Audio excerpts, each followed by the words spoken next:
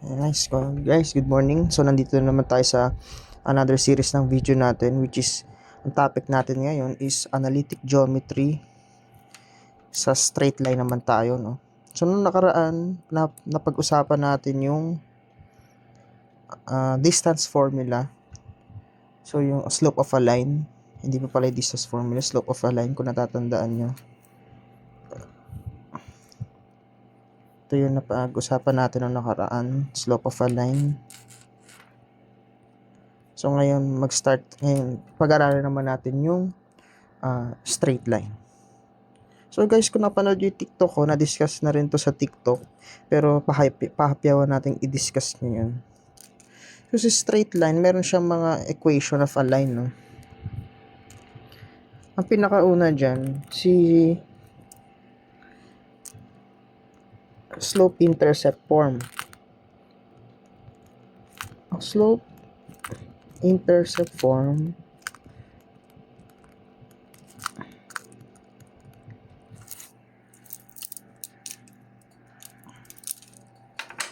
is given as y is equal to mx plus b. Whereas itong itong m na to, siya yung slope na pag-usapan natin. Then the b is the y-intercept.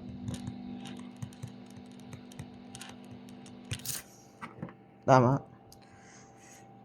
Meron din tayong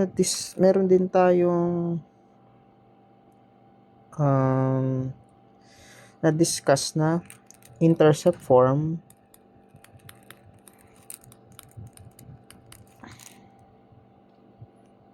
And intercept form, which is yung x over a plus y over b is equal to 1, whereas yung a is the x-intercept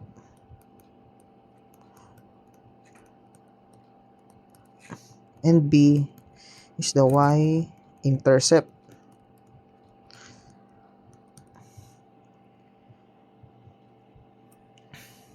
Meron din tayong point slope form,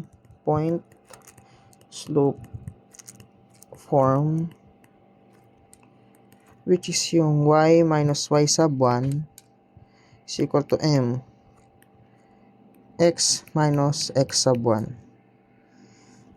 So, yan yung mga karaniwan natin ginagamit na equation of the line. Tandaan nyo lang siya, guys. Okay. So, burayin na natin.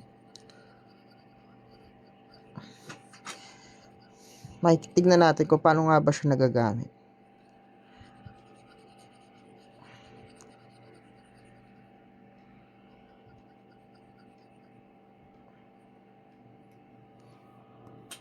Hindi ko lang sure kung kita nyo tong problem, pero i-write na lang din natin. So, a line has a slope of negative 2 over 7.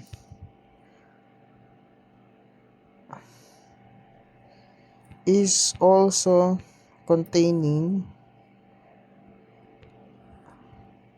0.28.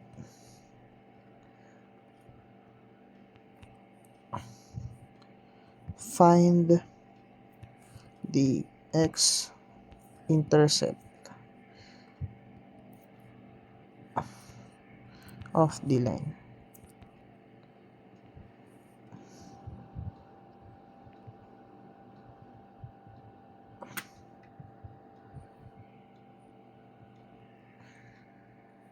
Okay.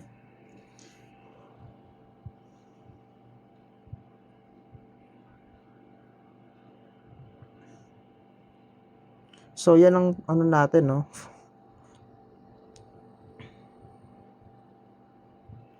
A line has a slope of negative 2, 7. And it's also containing 0.28. Find the x-intercept of the line.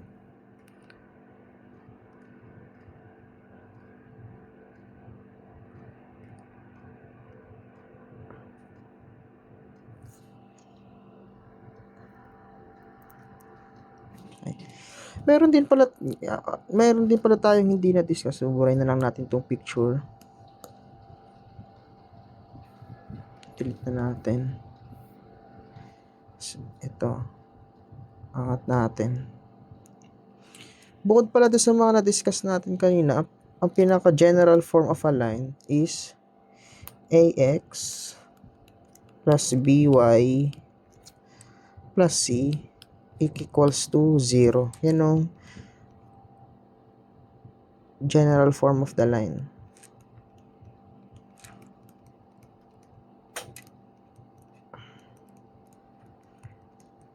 So ngayon, try nating palabasin to kasi magagamit natin siya mamaya sa paghahanap ng x-intercept ng line.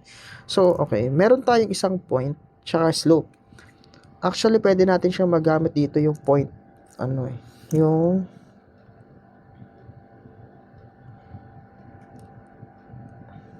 point slope form. So, sa point slope form, meron tayong y minus y sub 1 is equal to m x minus x sub 1. So, pwede nating anuhin na y minus 8, ito yung y is equal to m na negative 2, 7 x minus 2. So, further simplify, magiging 7y minus natin 8 times 7 is 56 is equal to negative 2x plus 4. So, nakuha lang to pag sinimplify natin ito. Okay? Nung sinimplify natin to, ito nakuha tong value na to. Which is, ngayon, pwede natin siyang ayusin as ganito.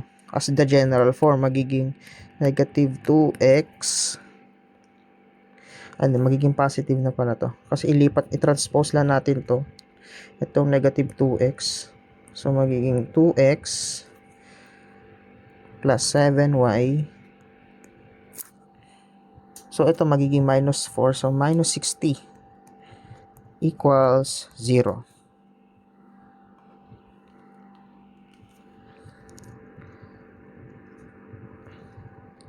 Ngayon, meron tayong tandaan nyo na itong formula na to guys para sa board exam nyo.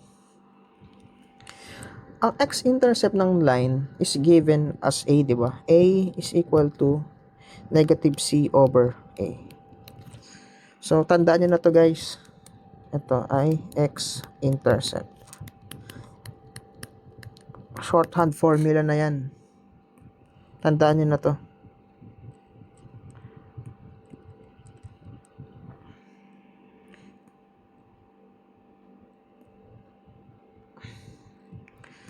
So, itong negative c, which is itong constant, and yung a, itong coefficient ng x. So, magiging natin, a, which is the x-intercept. Di ba yun ang hinahanap dito?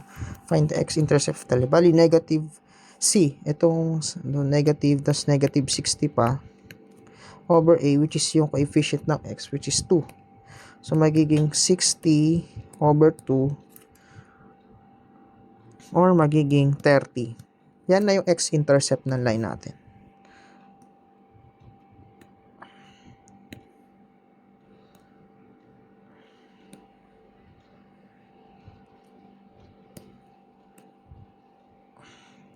Hindi ko siya mausad.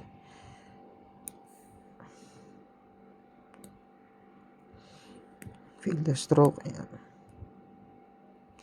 So, ayan guys.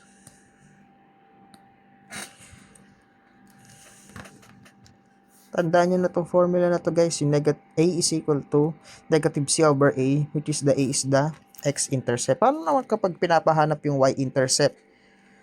So, tandaan na lang din natin na ang y-intercept is given by the formula negative c over b. Ayan. Tandaan nyo na to guys.